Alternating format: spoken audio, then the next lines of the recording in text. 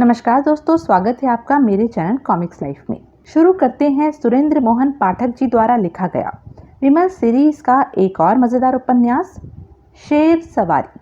नया नावल शुरू करने से पहले मैं गुंजन मल्होत्रा मेलबर्न से और वर्चस्वी कौशल जी का मुझे सुपर थैंक्स देने के लिए धन्यवाद करना चाहूँगी। अगर आप भी मेरे चैनल को सपोर्ट करना चाहते हैं तो सुपर थैंक्स के माध्यम से कर सकते हैं। धन्यवाद। आइए शुरू करते हैं। गुरुवार 18 मई दिल्ली मुंबई। मुकेश बजाज करोड़ बाग झामनानी के घर पहुंचा। उस वक्त 9 बजने को थे। आ भाई पुटड़े, झामनानी बोला। बड़ी तशरीफ रखनी। शुक्रिया बॉस, बजाज बोला और बड़े अदब से उसके सामने बैठ गया। बड़ी सवेरे सवेरे आया है नी, कोई बुरी खबर तो नहीं लाया? नहीं। झुल्ले लाल, आपकी नसीब सिंह से बात हो गई? हाँ, कल रात किया था फोन कर्मा मारे ने मोबाइल पर। रात को? मैं तो शाम को बोल के आया था। बोला चुपचाप मोबाइल का इंतजाम करने में रात हो गई। क्या कहता है? अपनी माँ का सिर कहता है। जो बात तेरे को मुलाकात पर बोला वो मेरे को मोबाइल पर दोहरा दी। सस्पेंड है, निगरानी में है, माल के पास नहीं फटक सकता, मेरे पास नहीं फटक सकता, माल का पता नहीं बता सकता। मुझे तो साफ झूठ बोलता लगा कर्मा मारा। ऐसा कहीं होता है नहीं? बजाज ने अनमने भाव से सहमति में सिर हिलाया। बोला दोबारा कॉल भी नहीं करेगा, मोबाइल पर भी नहीं करेगा, क्योंकि उसे यकीन नहीं था कि उसकी कॉल ट्रेस नहीं हो सकती थी। मैंने उसे समझाया तो था। बड़ी, जिस बात को समझने की मर्जी ना हो वो भगवान भी किसी को नहीं समझा सकता। गोली लगे नसीब मारे को। जो 35 नौकरी में पब्लिक पर आजमाता था, मेरे पर भी आजमाने चला था। मेरे को बोल दिया कमीने ने कि अगर बिरादरी भाई ज्यादा उसके पीछे पड़े तो वो तमाम हकीकत अपने आला अफसरों के सामने उगल देगा। आपके ख्याल से वो ऐसा कर सकता है? बड़ी, क्या पता लगता है नहीं किसी दोगले के मिजाज का। थाने बैठ के एक ही तो काम सीखा है नसीब मारे ने। चोर को बोला चोरी कर ले, शाह को कहा खबरदार हो जा। दोनों तरफ से जय जय। बजाज खामोश रहा। बड़ी, एक बार मेरा माल मेरे कब्जे में आ जाए फिर देखना, ये कर्मा मारा थानेदार ओवरनाइट ऊपर झूले लाल के पास बैठा दाल पकवान खा रहा होगा। कमीने को पता भी लग जाए कि सिर पर बिजली गिरी या पांव तले से जमीन खिसकी तो बोलना। बड़ी, गलत बोला नहीं मैं? बिल्कुल ठीक बोला, ठीक और जायज और मुनासिब। अब तू बोल, क्या हुआ नहीं तेरे उस काम का जिसे इतनी फूं फांक के साथ करने कल निकला था? बॉस, मैंने सब लोगों से संपर्क बनाया, रात के 2:30 बज गए इस कोशिश में। बड़ी, नतीजा बोलनी, कोई आधे पौने माने के नहीं लौटने को। 11 आदमी माने हैं बस, वो भी बहुत पुछ पुछ, बहुत मनुहार के बाद। जिक्र से भी भड़कते थे साले, हाथ नहीं रखने देते थे पुट्ठे पर। खुद कुछ हाथापाई पर उतर आए तो कुछ की बीवियां बेलन लेकर मारने को दौड़ी। झूले लाल, कैसे मत मारी जाती है दुनिया की। अब 11 ने भी हामी ही भरी है या सच में लौटेंगे? उम्मीद तो है कि सच में लौटेंगे, बाकी जो होगा 10 बजे सामने आ जाएगा। बड़ी, क्या बोला नहीं? मैंने 10 बजे सबको आपके फार्म पर पहुंचने को बोला है, क्योंकि उधर से ही हेरोइन के लिए खंडरों को तलाशना शुरू करवाने का मेरा इरादा है। चोखा इरादा है नहीं? अब बोल, माल को पहचानेगा कैसे? पहचानूंगा कैसे? तू कैसे पहचानेगा? तेरे आदमी कैसे पहचानेंगे? माल क्या मुंह से बोलेगा नहीं मैं इधर रखा हूं, आकर मेरे पर कब्जा करो? ओह, ब्राउन कलर की कार्डबोर्ड की पेटी में है माल। पेटी पैकिंग में काम आने वाले ब्राउन कलर के ही टेप से बंद है। भीतर 6 किलो हेरोइन बंद है, 100 ग्राम की पॉलिथीन की थैलियों में। पेटी का साइज। झामनानी ने अपने दोनों हाथ बजाज के सामने एक दूसरे के समांतर फैलाए। इतना होगा, समझ गया? Yes boss. आगे अपने आदमियों को भी समझाना। जरूर। एक बात और समझ। बोलो बॉस। कहीं जमघट्टा ना बने। कोशिश करना कि तेरे आदमी बिखरे बिखरे काम करें। झूलेलाल की मेहर से माल हाथ में आ जाए तो ये भी कोशिश करना कि माल की असलियत की सबको खबर ना लगे। कैसे लगेगी? जब पेटी बंद है तो? बड़ी, जब वो कर्मा मारा लेके गया था तो बंद थी। बाद में क्या पता उसने क्या किया पेटी के साथ। क्या पता उसे बंद ही रहने दिया या फिर खोल लिया। ओह, मैं समझ गया बॉस। माल की किसी को खबर नहीं लगेगी। लग भी जाए तो सबको ना लगे, वहीं ढिंडोरा ना पिटे माल का। नहीं पिटेगा, मैं पूरी एहतियात बरतूंगा। मैं खुद माल को वापस फार्म के तहखाने में पहुंचाऊंगा। बड़ी चढ़िया हुआ है नी। बजाज ने बौखलाकर झामनानी की तरफ देखा। नसीब सिंह सच में ही हमारे खिलाफ हो गया तो फार्म के चप्पे चप्पे की तलाशी होगी। सच पूछे तो मुझे तो वैसे भी ऐसी तलाशी का अंदेशा है। मुझे तो रात भर सूखे कुएं में पड़ी तरसेम लाल की लाश और उन हथियारों के सपने आते रहे जो कि डीसीपी श्रीवास्तव के आने से पहले आनन फानन कुएं में दफन किए गए थे। पुटड़े, तो ये एक खास काम भी नोट कर। क्या? पहले ही फुर्सत में हथियारों को कुएं से गायब करनी। वो वहीं पड़े रहें तो क्या है, कुआं पाट देते हैं। फिर तू चढ़िया है, नहीं जानता कि बड़ी तलाशी में पुलिस वाले माइंस डिटेक्टर साथ लेकर आते हैं। ऐसे आले मुंह से बोलते हैं कि कहाँ जमीन में क्या दफन है। ओह, फिर तो तरसेम लाल की लाश भी। लाश का पता माइन डिटेक्टर से नहीं लगता नहीं, लेकिन जब कुएं में से हथियार हटेंगे तो लाश वैसे ही दिखाई देने लगेगी। फिर तो लाश वाला मामला टेढ़ा है। कोई टेढ़ा नहीं बड़ी, लाश को कुएं से निकालने की नहीं, उसको वहीं कुएं की तलहटी में दफनाने की, गहरा दफनाने की जरूरत है। इसमें क्या टेढ़ा है नी? कुछ टेढ़ा नहीं। जबकि अब हमारे 11 आदमी भी तू बोलता है कि लौट रहे हैं। जी हाँ, एक बार 11 सच में लौटाएंगे और टिक जाएंगे तो देख लेना पुटड़े, कुछ तो उनकी देखा देखी ही अपने आप चले आएंगे। ऐसा हो जाए तो मजा आ जाए, क्योंकि मेरी तो जितनी कोशिश कामयाब होनी थी हो चुकी। वडी जरूर होगा नहीं। मुझे क्या इंसानी फितरत का तजुर्बा नहीं या इन कुत्तों की जात की खबर नहीं। वडी, खरबूजे को देख के खरबूजा रंग बदलता है नहीं। परसों फार्म पर भी तो कर्मा मारे एक दूसरे की देखा देखी ही हमारे खिलाफ हुए थे। उनकी मादर जात नंगी बहन बेटियों का सदका देकर जब उन्हें भड़काया गया था और हथियार डाल देने के लिए कहा गया था तो क्या हुआ था मुझे मालूम नहीं। बड़ी, तुझे कैसे मालूम होगा नी? तू तो उस सीन में शामिल ही नहीं था। तेरे को तो तूने ही बोला तो पता चला नहीं। सोहल अपनी जगह कुएं में बंद कर गया था। सुन क्या हुआ था। पुटड़े, इतना भड़काए जाने पर भी पहले सिर्फ एक आदमी ने बंदूक फेंकी थी। उसकी देखा देखी कुछ औरों ने हथियार डाल दिए। फिर मुबारक अली नाम के कर्मा मारे गंजे खलीफे ने जब उनसे सौदेबाजी की, उनकी 45 औरतों की जान बख्शी की गारंटी की, तो तब हमारे तमाम के तमाम आदमियों ने हथियार डाले थे। अब बोल नी, ये खरबूजे को देखकर खरबूजे के रंग बदलने की मसल हुई या नहीं हुई? बजाज बिल्कुल आश्वस्त नहीं था कि मसल हुई थी, लेकिन वो बड़ी संजीदगी से बोला, हुई। तो मैं क्या बोला नहीं? क्या बोले बॉस? क्या बोला? हाँ, मैं ये बोला नहीं कि आज तेरे वाले 11 सच में आ जाए। फिर देख लेना, कल शाम तक ही इतने और तो सिर के बलाएंगे और नाक रगड़ रहे होंगे तेरे आगे, आपके आगे। बड़ी एक ही बात है नहीं बॉस। मुबारक अली के जिक्र पर एक बात याद आई जो कि मुझे आते ही कहनी चाहिए थी। सॉरी।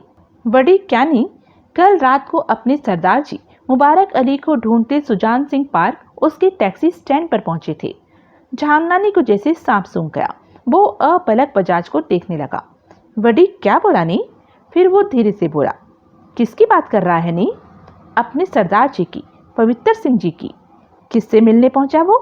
मुबारक अली से, उस गंजे मुसलमान से जिसने परसों फार्म पर झामनानी की आंख में डंडा किया था, उसी से।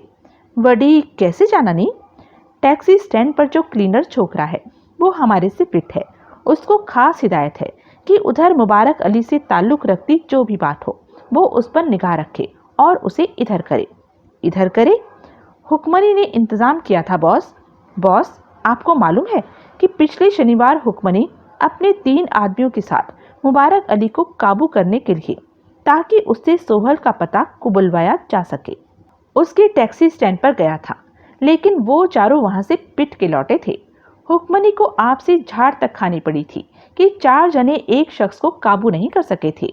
हुक्मनी शर्मिंदा था, इसलिए मुबारक अली पर फिर कभी घात लगाने का मौका तलाश करने के लिए उसने उधर का फरीद नाम का क्लीनर अपनी तरफ किया था। बॉस, फरीद को नहीं मालूम है कि हुक्मनी भगवान को प्यारा हो चुका है। वो अभी भी मुबारक अली की बाबत कोई बात हो तो हुक्मनी की फोन की घंटी बजाता है। आगे तेरे को कैसे पता चला? हुक्मनी की भतीजे ने बताया, जिसने कि क्लीनर छोकरे का फोन सुना था। वो क्लीनर छोकरा अपने सरदार साईं को कैसे पहचानता था? बॉस, पहचानता ही था तो उसने बाई नेम सरदार जी का जिक्र किया ना। वो साफ बोला नहीं कि सरदार साईं मुबारक अली को पूछता वहां पहुंचा था। हाँ, बड़ी तेरे को क्या पता? किसी और ने कुछ कहा तो उसने सुना, उसने कहा तो हुक्मनी के भतीजे ने सुना, भतीजे ने सुना तो तूने सुना इसलिए अब मुझे सुना रहा है। बड़ी, इतने मुंह से निकली बात कहाँ ठीक ठीक एक सिरे से दूसरे सिरे तक पहुंचती है। बॉस, कोई लंबी चौड़ी बात तो है नहीं जिसमें आगे बढ़ते बढ़ते कोई फर्क आ जाएगा। इतनी सी तो बात है कि अपने सरदार जी मुबारक अली को पूछते उसके टैक्सी स्टैंड पर पहुंचे थे। क्यों? मुलाकात के लिए। बड़ी, ऐसा भी बोला नहीं वो क्लीनर पुटड़ा। जी हाँ, क्यों मुलाकात के लिए? उसकी टैक्सी छुड़वा कर उसे अपने पास ड्राइवर तो रखना नहीं होगा सरदार साईं ने। जाहिर है। कमाल है बड़ी, वो सोहल का खास आदमी बताया जाता है। उसी के धोबियों ने गुरबख्श लाल की दुकान फाड़ी थी। उसी के धोबियों ने फार्म पर हमारा खेल बिगाड़ा था, जिसकी वजह से हम चारों बिरादरी भाइयों की जान बस चली ही गई थी। क्यों क्यों क्यों मिलना चाहता था सरदार साईं उससे? क्यों? वो बड़ी लख दी लानत हुई। क्या हुआ बॉस? बजाज हड़बड़ाकर बोला। बड़ी, असल बात तो बोलनी। असल बात तो तू सारी कथा करके भी नहीं बोला। मुलाकात हुई कि नहीं हुई? नहीं हुई। मुबारक अली तब स्टैंड पर नहीं था। ओह, मुलाकात नहीं हुई क्योंकि मुबारक अली स्टैंड पर नहीं था। जब स्टैंड पर होगा तो हो जाएगी। स्टैंड पर? बड़ी, हमें मुबारक अली का कोई और पता किधर मालूम है? मालूम होता तो क्या अपना सरदार साईं उसके टैक्सी स्टैंड पर पहुंचा होता, जहां की उसके मिलने की कोई गारंटी भी नहीं थी। जहां की वो होता तो इत्तेफाक से ही होता, जो कि नहीं हुआ। लिहाजा सरदार जी फिर वहां पहुंचेंगे। मुझे उम्मीद नहीं। क्यों बॉस? पुटड़े, तू मेरा खास है और करीबी है, इसलिए मैं तुझे एक राज की बात बताता हूँ। क्या बॉस? हम चारों बिरादरी भाइयों ने अंडरग्राउंड हो जाने का फैसला किया है। मैं भी इधर अपना कुछ सामान बटोरने आया था और वापस तभी यहाँ कदम रखूंगा, जबकि झूले लाल की मेहर से सोहल का पैदा किया मौजूदा संकट हमारे सिरों से टल जाएगा। बड़ी, तू समझा कुछ? सॉरी बॉस, नहीं। वैसे इतना स्मार्ट बनता है। बड़ी खोटी अक्ल। अब अपना सरदार साईं मुबारक अली के टैक्सी स्टैंड के चक्कर काटना अफोर्ड नहीं कर सकता। मुझे नहीं लगता कि वह स्टैंड पर लौट कर आएगा। तो मुलाकात कैसे होगी? कुछ तो वो सोचे बैठा होगा, कुछ तो वो उधर सेट करके गया होगा, कुछ ऐसा कि उसे लौट कर ना आना पड़े। तो पता करनी कि कैसे? बड़ी, उस क्लीनर छोकरे को चौकस करनी और टाइम निकाल के खुद भी टैक्सी स्टैंड का चक्कर लगा और ये जानकारी निकाल कि क्या अपना सरदार साईं उधर मुबारक अली के लिए कोई संदेशा छोड़कर गया या कुछ और करके गया। वो तो मैं करूंगा बॉस, लेकिन ये हैरानी की बात नहीं कि जबकि आप लोगों के अंडरग्राउंड होने के फैसले में मुबारक अली भी एक फैक्टर है, सरदार जी उसी को तलाश करते उसके अड्डे पर पहुंच गए। बड़ी सख्त हैरानी की बात है नहीं और फिक्र की बात है। आप पूछिए सरदार जी से। चढ़िया हुआ है। मैंने ऐसा कोई सवाल सरदार साईं से किया तो जानता है वो क्या समझेगा? क्या समझेगा? वो समझेगा कि मैंने उसके पीछे अपने जासूस लगाए हुए हैं। बड़ी, वो कभी नहीं मानेगा नहीं कि उसके मुबारक अली की तलाश में उसके टैक्सी स्टैंड पर पहुंचने की बात मुझे इत्तेफाकन मालूम हुई थी। पुटड़े, अभी तो पहले ही जूतियों में दाल बढ़ रही है। ऐसे में माहौल को और बिगाड़ना अक्ल की बात नहीं होगी। ओह, और फिर हो सकता है कि बात कुछ भी ना हो सकता है हमारे तक इतना घूम कर पहुंची बात चौकस ना पहुंची हो, या हो सकता है सरदार साईं खुद ही बताए कि वो क्यों उधर गया था। आप ठीक कह रहे हैं, बात कुछ भी ना हो, इससे अच्छी बात तो कोई हो ही नहीं सकती। लेकिन अगर बात होगी तो क्या होगी? पुटड़े, अब तो ऐसा सवाल न कर जिसके जवाब के ख्याल से ही मेरा दिल हिलता है, और जो मैंने बोला है वो कर। राइट बॉस, भागचंद को इधर छोड़ के जा, मुझे उसकी जरूरत होगी। कार दूर रख सकता है। ठीक है। हिम्मत सिंह को भी वापस फार्म की गार्ड की ड्यूटी पर छोड़ना है। हो जाएगा। अब जा और शाम तक मोबाइल पर मुझे ये गुड न्यूज़ दे कि माल तूने ढूंढ निकाला। Okay boss. डीसीपी डिडोलकर जब पुलिस हेडक्वार्टर में अपने ऑफिस में दाखिल हुआ तो अठवले मशीन की तरह उसके पीछे चला आया। अठवले सब इंस्पेक्टर था, डिडोलकर के खास भरोसे का आदमी था, इसलिए उस जैसा ही करप्ट पुलिसिया था। गुड मॉर्निंग सर, वो मक्खन से लिपटे स्वर में बोला। Good morning, good morning, Didolkar अपनी कुर्सी पर बैठता हुआ बोला। कैसे हो? फुल बढ़िया सर, आपके अंडर तो बढ़िया ही हुआ जा सकता है ना। बैठो। जी? अरे बैठो 1 मिनट। अठवले झिझकता सा डिडोलकर के सामने एक विजिटर्स चेयर्स पर बैठ गया। सोहल के नाम से वाकिफ हो ना? सोहल? सरदार सुरेंद्र सिंह सोहल, वो इश्तिहारी मुजरिम जो कई नामों से जाना जाता है। वही। आजकल क्या हो रहा है उसकी गिरफ्तारी के मामले में? आपको मालूम ही है सर। क्या हो रहा है? कुछ भी नहीं। कंपनी के खात्मे के साथ जब से बखिया का जमाया माफिया निजाम खत्म हुआ है, तब से तो कुछ भी नहीं। सब शांत है उस फ्रंट पर। तो फिर पकड़ा कैसे जाएगा वो? कोई भेदिया उसका भेद देगा, कोई मुखबिर उसकी मुखबिरी करेगा, तो तभी कुछ होगा। इनाम का लालची किसी ऐसे शख्स से कभी कुछ कराएगा जो कि सोहल का भेदी होगा या करीबी होगा। नहीं कराएगा तो कुछ नहीं होगा। अब मैं क्या बोलूं साहब? कुछ तो बोलो।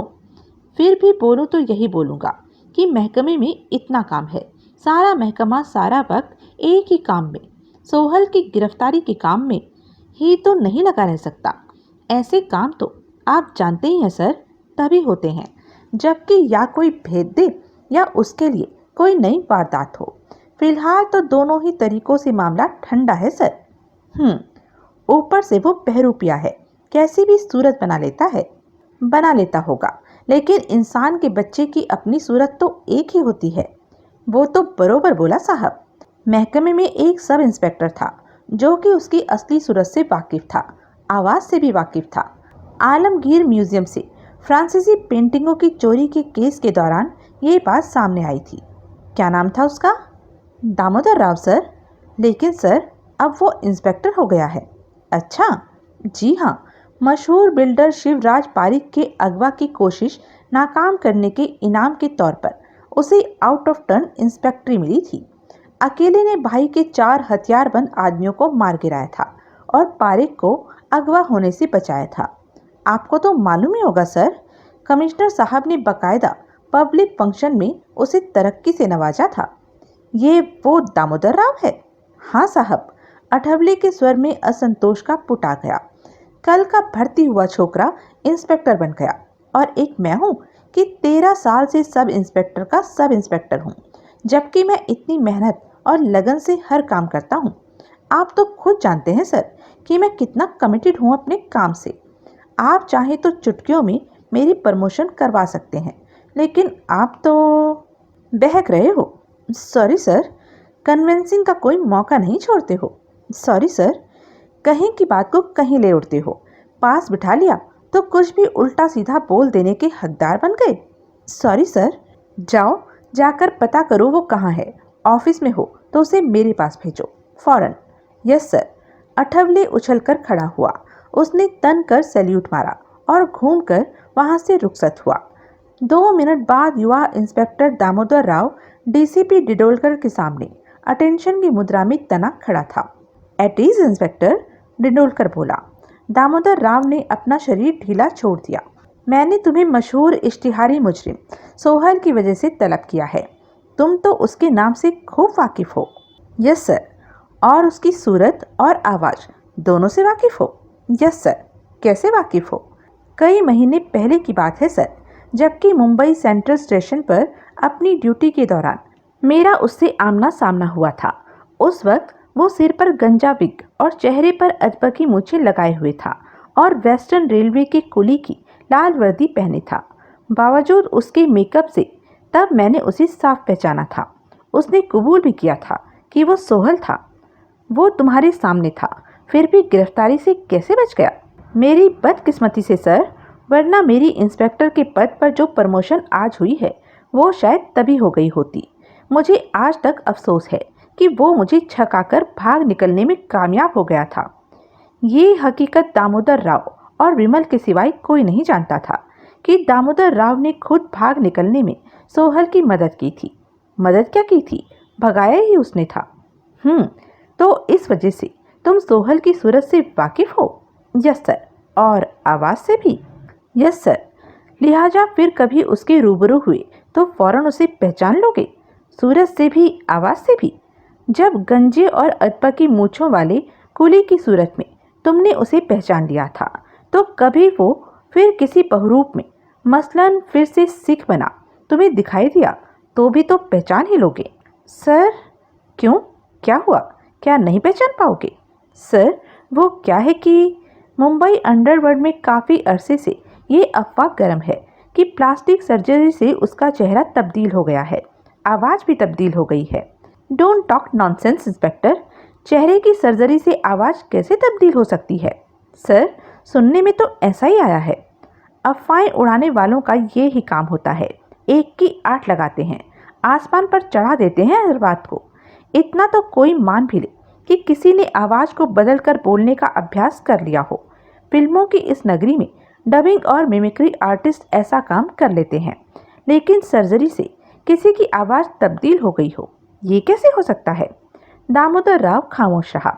मैं तो सूरत तब्दील हो गई होने वाली बात पर भी मुकम्मल तौर पर यकीन करने को तैयार नहीं, लेकिन वो बात तो चलो मैंने मान ली, क्योंकि प्लास्टिक सर्जरी की महिमा दुनिया में बढ़ती ही जा रही है। बुढ़ापा दूर रखने के लिए या खूबसूरती को दोबाला करने के लिए फिल्म स्टार ऐसी कॉस्मेटिक सर्जरी का सहारा लेते ही रहते हैं, लेकिन यूँ आवाज़ बदल जाए, मैं नहीं मान सकता। सर, सुना तो ऐसा ही गया है। No, I can not digest it. Damodar Rao फिर खामोश हो गया। अब बोलो, क्या तुम उसे फिर पहचान लोगे?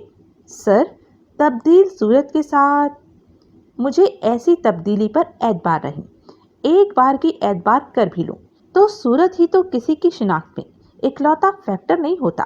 आदमी कद काठ से भी पहचाना जाता है, हाव भाव से भी पहचाना जाता है, चाल ढाल से भी पहचाना जाता है।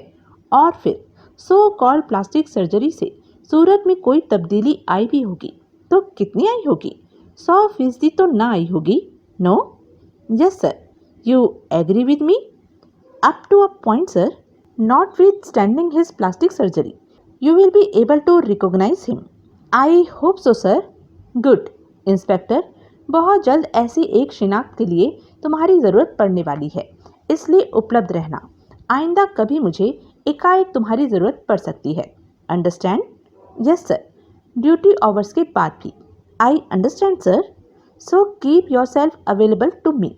आई will sir. You may go now. Police की एक जीप फार्म के बंद फाटक के सामने आकर रुकी। ड्राइवर ने जोर से देर तक हॉर्न बजाया। अपने केबिन की खिड़की में से हिम्मत सिंह ने बाहर झांका तो सिपाहियों से भरी जीप देखकर वो सकपकाया। अबे, फाटक क्यों नहीं खोलता? ड्राइवर के बगल में बैठा 3 सितारों वाला इंस्पेक्टर बेसब्रेपन से बोला। खोलता हूँ साहब, खोलता हूँ, हिम्मत सिंह बोला। धीरज रखिए। फार्म के कटे हुए टेलीफोन तब तक जोड़े जा चुके थे। वहां पहुंचते ही बजाज ने सबसे पहले वो ही काम करवाया था। उसने जल्दी से भीतर फोन किया। बजाज लाइन पर आया तो उसने पुलिस आई है कहकर फोन रख दिया। फिर वो लपक कर केबिन से बाहर निकला और फाटक खोलने लगा। क्या बात है? उसने पूछा। इंस्पेक्टर ने जवाब न दिया। कुछ तो बोलो हुजूर, मालिक भी तो सवाल करेगा। चौकीदार को बोलें? जब मैं यहाँ हूँ तो? और कोई नहीं है यहाँ तेरे सिवाय? है, बजाज साहब हैं। हिम्मत सिंह एक क्षण हिचकिचाया और फिर बोला। और भी लोग हैं? कहाँ हैं? भीतर फार्म हाउस में। उनको बोलेंगे, रास्ता छोड़। सहमति में सिर हिलाता हिम्मत सिंह एक तरफ हट गया।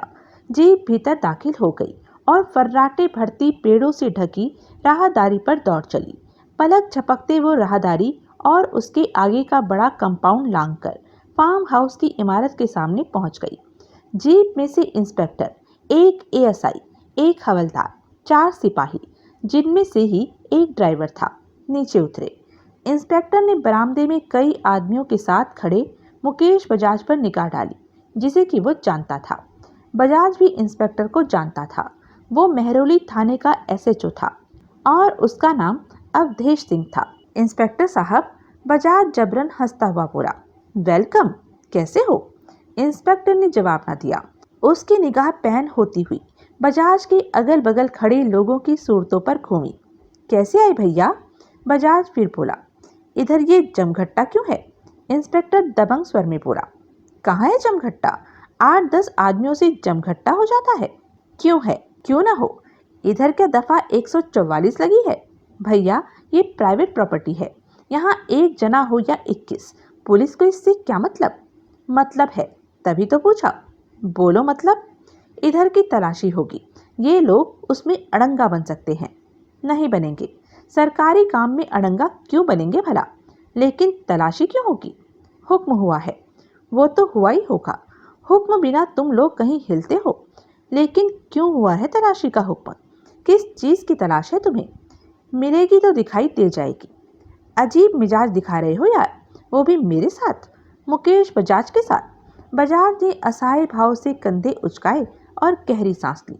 लाओ, सर्च वारंट दिखाओ। उस पर दर्ज होगा कि वो किस चीज़ की तलाश के लिए इशू किया गया है। सर्च वारंट नहीं है तो फिर तलाशी कैसे होगी? मालिक की इजाज़त से होगी। तुम जाननानी के खास आदमी हो, इजाज़त तुम दे सकते हो। मैं कैसे दे सकता हूँ? नहीं दोगे तो भी तलाशी होगी। वो कैसे होगी? इधर उग्रवादी छुपे हुए हैं। क्या? आम बात हो गई है ये आजकल दिल्ली में। कश्मीरी और अफगान उग्रवादी फार्म हाउसों में पनाह पाने लगे हैं। सबकी तलाशी होगी। शुरुआत इधर से हुई समझो। लेकिन ऐसी सर्च के लिए वारंट की ज़रूरत नहीं होती। यार तुम जरा इधर आओ प्लीज़। बजाज इंस्पेक्टर की बाँह पकड़कर उसे बरामदे में पड़े एक खंबे की ओट में ले आया। क्या माजरा है? वो धीमे स्वर में बोला। साफ साफ बोलो यार, किस चीज़ की तलाश का हुक्म हुआ है? एक हवलदार की लाश का। इंस्पेक्टर भी वैसे ही धीमे स्वर में बोला। तरसेम लाल की? हाँ, वो सोमवार रात तक यहाँ था। झामनानी ने किसी काम से उसे कनॉट प्लेस भेजा था। लौट के नहीं आया। यकीन करो। मेरे यकीन करने से क्या होता है? हुक्म तो हुक्म है। हुक्म जारी करने वालों को यकीन हो गया कि तरसेम लाल लाश बन चुका है। अंदेशा है, शक है। चलो ऐसे ही सही, बड़े साहब लोगों की बातें हैं। लेकिन लाश की तलाश यहाँ किस लिए? बड़े साहब को ये भी शक है कि वो यही लाश बना और फिर लाश यहीं कहीं दफना दी गई। खामखा। जमुना क्या यहाँ से बहुत दूर है? ओखला क्या यहाँ से बहुत दूर है? वहाँ पानी में लाश सरकाओ तो मथुरा में बरामद होती है, आगरे भी पहुँच जाती है। इंस्पेक्टर खामोश रहा। अच्छी बात है भैया, ऐसे ही सही। तो लाश की तलाश के लिए बना रहे हो तुम इस जगह को अपना निशाना? हाँ, यहाँ न मिली तो आसपास के इलाके की खाक छानेंगे। कहाँ तक? 4-5 किलोमीटर तक, जहाँ तक कि इलाका उजाड़ है। दोनों ही बातें बजाज के लिए चिंता का विषय थी। लाश अभी भी कुएं में बस सतूर पड़ी थी। अभी उसे वहां से न हथियार हटवाने का मौका मिला था और न लाश को गहरा दफनाने का। दूसरे 4-5 किलोमीटर तक तो पुराने खंडहरी थे जिनको कैसे टटोला जाना था।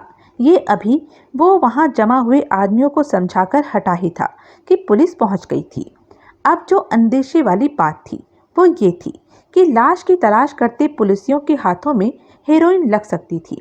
आखिर वो भी तो किसी ऐसी जगह दफन हो सकती थी जो कि लाश छुपाने के लिए मौजूद होती।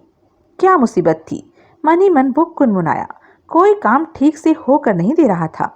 झामनानी की किस्मत को तो जैसे पक्का ही ग्रहण लग गया था। तो खामखा हलकान हो रहा है, इंस्पेक्टर तनिक नरमी से बोला। इतने बड़े फार्म से लाश बरामद हो भी गई तो वो झामनानी का जिम्मा कैसे बन जाएगी? वो क्या 24 घंटे यहाँ रहता है? कहाँ रहता है? अभी भी यहाँ कहाँ है? वही तो। फिर भी कोई औंधी पड़ गई तो इतना रसूख वाला आदमी है, वो सब सेट कर लेगा। वो नौबत नहीं आएगी। लाश के इधर होने का कोई मतलब ही नहीं है और झामनानी का उसमें हाथ होने का तो कतई कोई मतलब नहीं है। फिर क्यों फ्यूज उड़ा हुआ है तेरा? नहीं नहीं, ऐसी कोई बात नहीं। कैसे कोई बात नहीं? तेरी बातों से तो लगता है कि तुझे अंदेशा है कि लाश बरामद हुई कि हुई। ऐसी कोई बात नहीं। अभी तो इसी बात की गारंटी नहीं है कि तरसेम लाल मर चुका है। वही तो। लाश तलाश कैसे करोगे? वैसे ही जैसे की जाती है। कैसे की जाती है? कोई मशीन, कोई आला, कोई मीटर होता है ये बताने वाला कि लाश कहाँ हो सकती है? पागल हुआ है? तो अरे, खाक छानेंगे तेरे साहब के फार्म की, किसी ताजा खुदी और पाटी गई जगह की टोह में। इतने दिन तो हो गए, लाश कहीं दफन ही होगी तो बची होगी ना बांस मारने से। यानी कि वो माइन डिटेक्टर से होने वाली तलाशी नहीं थी। बजाज तनिक आश्वस्त हुआ। कुआं फार्म में ऐसी जगह था और यूं ढक दिया गया हुआ था कि आसानी से मिलने वाला नहीं था। जमा वो खुद पुलिसियों के साथ मौजूद रहकर उधर से उनकी तवज्जो हटाए रखने की कोशिश कर सकता था। यानी कि हालात अभी बिल्कुल ही बेकाबू नहीं थे। हथियारों का बखेड़ा न होता, जिनसे कि कुआं पटा पड़ा था, तो वो पुलिसियों की फार्म में मौजूदगी के बावजूद लाश को वहां से खिसकाने की जुगत कर सकता था। लेकर आए हैं जो फार्म को खोद कर रख देंगे। बजाज ने हड़बड़ाकर सिर उठाया। क्या? उसके मुंह से निकला। क्या कहा?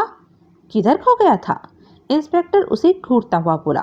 सॉरी, यूं ही जरा ध्यान भटक गया था। क्या कह रहे थे तुम?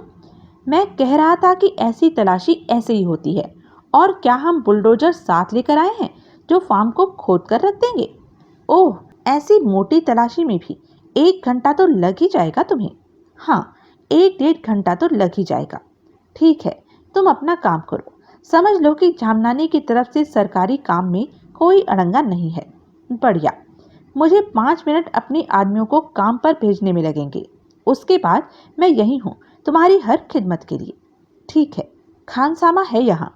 मैं तुम लोगों का खाने की जरूरत नहीं, ठंडा वंडा पिला देना। वो तो अभी हाजिर होता है, मैं अभी लाया। बजाज लपक कर अपने आदमियों के पास पहुंचा। एक जना यहाँ रुक जाओ, वो दबे स्वर में बोला, और बाकी फुट लो। ये मैंने तुम्हें समझा ही दिया है कि तुमने क्या करना है, कैसे करना है।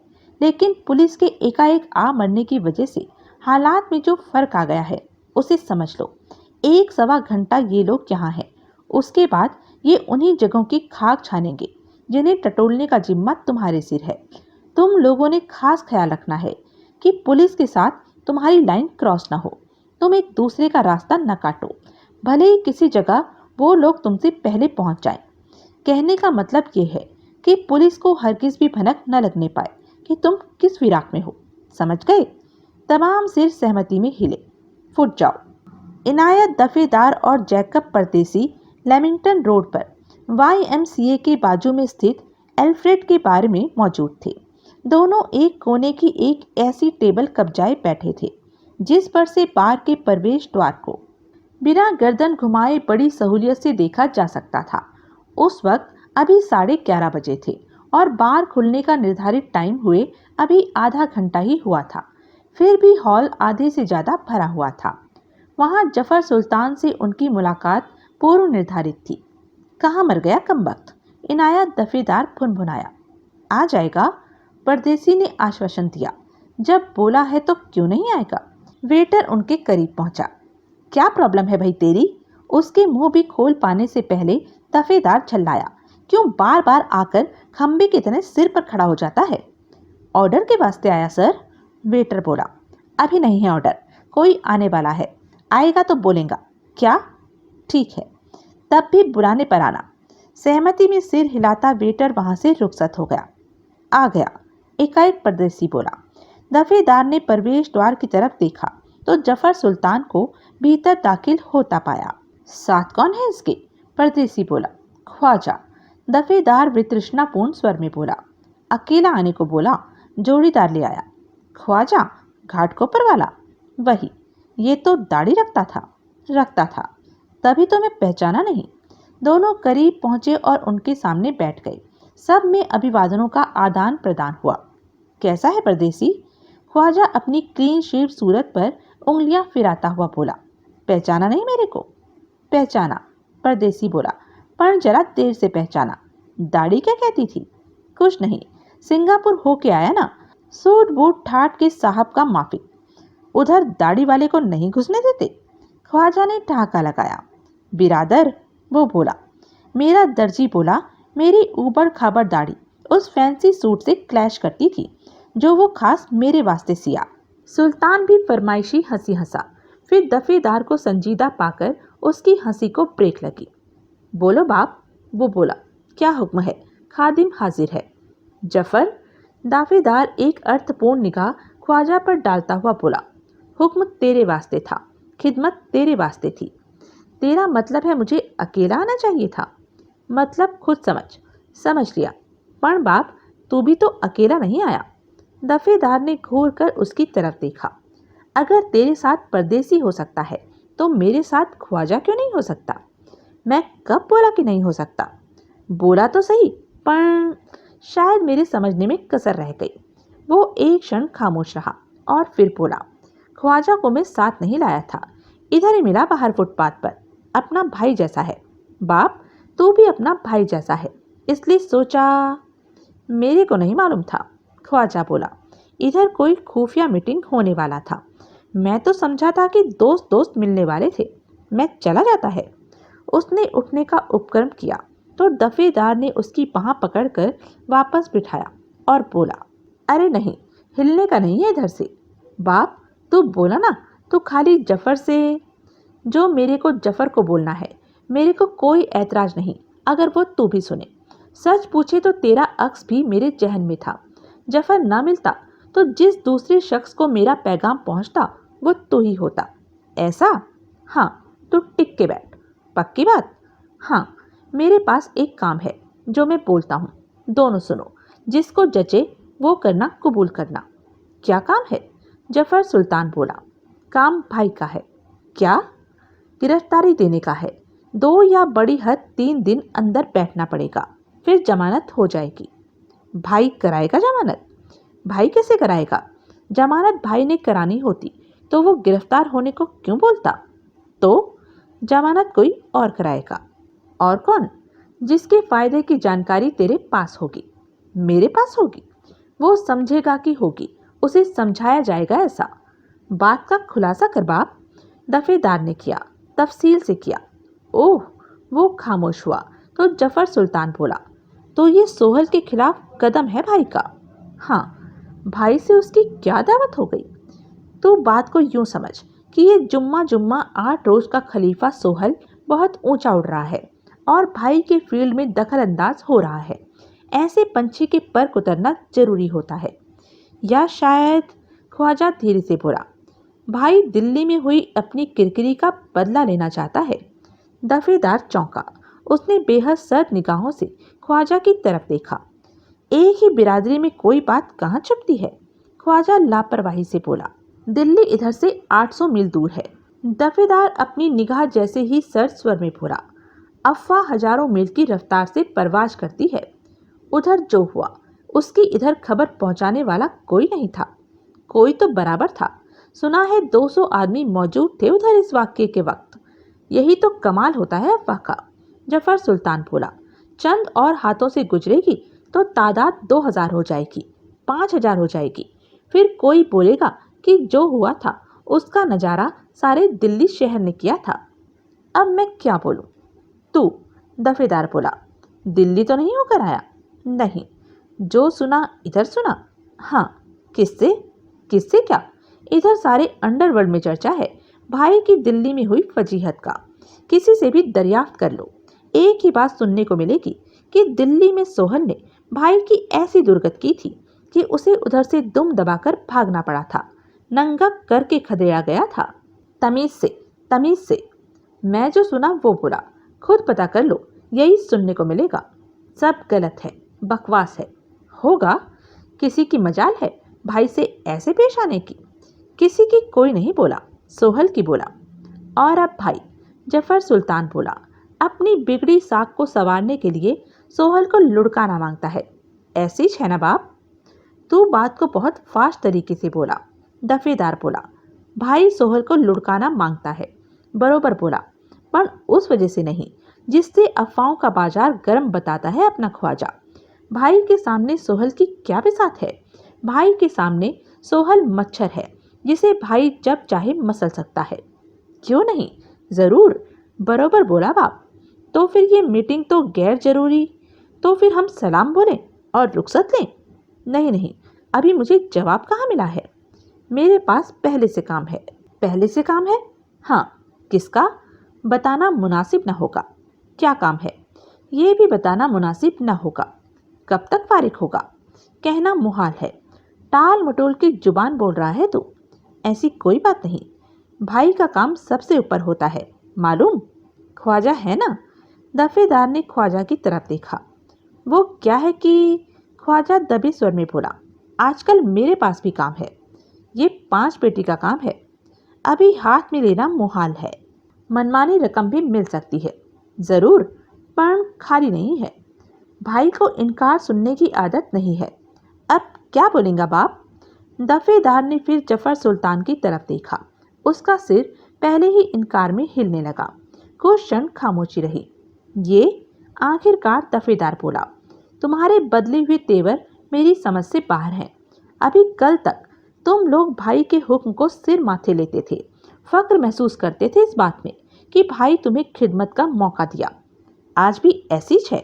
जफर सुल्तान दबे स्वर में बोला, पण क्या पण? टेम नहीं है। इसलिए टेम नहीं है क्योंकि जो करना है वो सोहल के खिलाफ करना है। जफर सुल्तान ने जवाब न दिया। उसने बेचैनी से पहलू बदला। सोहल तुम्हारा सगे वाला कब से बन गया? नहीं बन गया। तो फिर अब क्या बोलेंगा बाप? भाई की मुखालफत का नतीजा जानते हो? कौन भाई की मुखालफत कर रहा है बाप? जफर सुल्तान याचनापूर्ण स्वर में बोला, यही काम तो है जिसको नक्की बोला। मजबूरी है इसलिए बोला, टेम नहीं है। पहले से काम पकड़ के रखा है जो बीच में नहीं छोड़ा जा सकता। सब बहानेबाजी है। बाप अब छोड़ना ये किस्सा। मुंबई में क्या तोड़ा है हमेरे जैसे आदमियों का? किसी और को बोल।